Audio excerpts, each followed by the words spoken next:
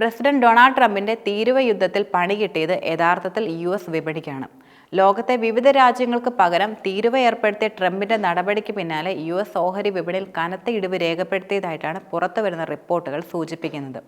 Million കണക്കിന് നഷ്ടമാണ് വിപണിയിൽ കൂടുതലും രേഖപ്പെടുത്തിയിരിക്കുന്നത്. കോവിഡ് കാലത്തിന് ശേഷം ഇതാദ്യമായിട്ടാണ് US ഓഹരിയിൽ വിപണിയിൽ ഇത്രയും വലിയ ഇടിവുണ്ടാകുന്നതെന്നാണ് റിപ്പോർട്ടുകൾ സൂചിപ്പിക്കുന്നത്. അതിനു പകരം തീരുവ എന്ന ട്രംപിന്റെ തീരുമാനം വ്യാപാര യുദ്ധത്തിലേക്കും പിന്നാലെ സാമ്പത്തിക മാന്ദ്യത്തിലേക്കും നയിച്ചേക്കുമെന്ന ആശങ്കയാണ് വിപണികൾക്ക് തിരിച്ചടിയായതെന്നും റിപ്പോർട്ടുകൾ വെളിപ്പെടുത്തുന്നുണ്ട്. ഡൗ ജോൺസ് ഇൻഡെക്സിൽ ആവറേജിൽ 1,67,939 പോയിന്റിന് താഴെയാണ് വ്യാപാരം കൂടുതലും അവസാനിപ്പിച്ചത്.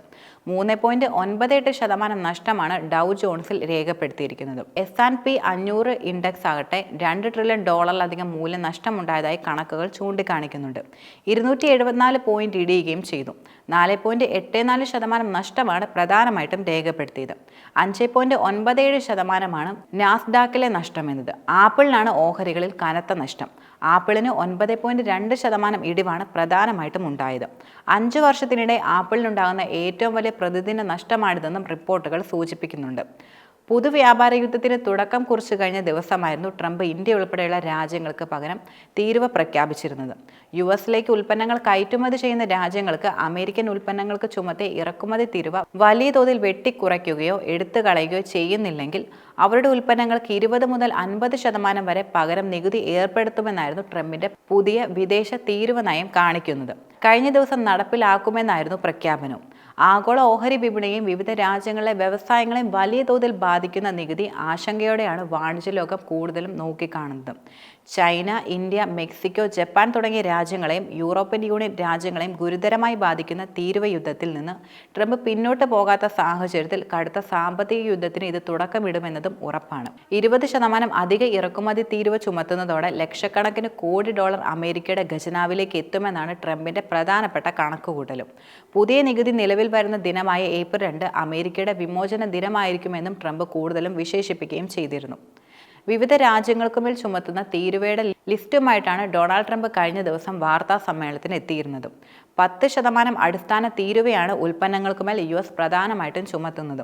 49% US മറ്റ് രാജ്യങ്ങൾക്കുമേൽ ചുമത്തുന്ന പരമാവധി തീരുവ എന്നത്. ചൈനയ്ക്കുമേൽ 34%, യൂറോപ്യൻ യൂണിയന് 20%, ജപ്പാന് 24%, ദക്ഷിണ കൊറിയയ്ക്ക് 25% തീരുവ ചുമത്തുമെന്ന് US നിലവിൽ അറിയിച്ചിട്ടുമുണ്ട്.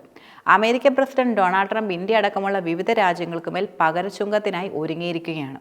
ട്രംപിന്റെ പരസ്പര താരിഫുകൾ ലോകമെമ്പാടുമുള്ള $1.4 ട്രില്യൺ സാമ്പത്തിക പ്രവർത്തനങ്ങളെ തകർക്കുന്നതാണ് ശരിക്കും. മാത്രമല്ല വിലക്കയറ്റത്തിനും അമേരിക്കയുടെ തന്നെ GDP ഗണ്യമായി നശിപ്പിക്കുകയും ചെയ്യുമെന്നാണ് സാമ്പത്തിക വിശകലന വിദഗ്ധർ വിലയിരുത്തുന്നത്. പരസ്പര താരിഫുകൾ ചാർത്തുന്നതിന്റെ വിമോചന ദിനമെന്നാണ് ട്രംപ് കൂടുതലും വിശേഷിപ്പിക്കുകയും ചെയ്തത്. എന്നാൽ മിക്കവരും എല്ലാ സാമ്പത്തിക സൂചനകളും തന്നെ ഇരുട്ടിലാണ് ഉള്ളത്. ആഗോള ഓഹരി വിപണികൾ ഇടിയുകയും ചെയ്തു. കൂടാതെ ഉപഭോക്തൃ വികാരം 4 വർഷത്തെ ഏറ്റവും താഴ്ന്ന നിലയിലുമായിട്ടാണ് നിലനിൽക്കുന്നത്. ഈ സാഹചര്യത്തിൽ കൂടിയാണ് സാമ്പത്തിക വിദഗ്ധർ മാന്ദ്യത്തിന്റെ അപകട സാധ്യതയെക്കുറിച്ചുള്ള മുന്നറിയിപ്പുമായി വന്നിരിക്കുന്നത്.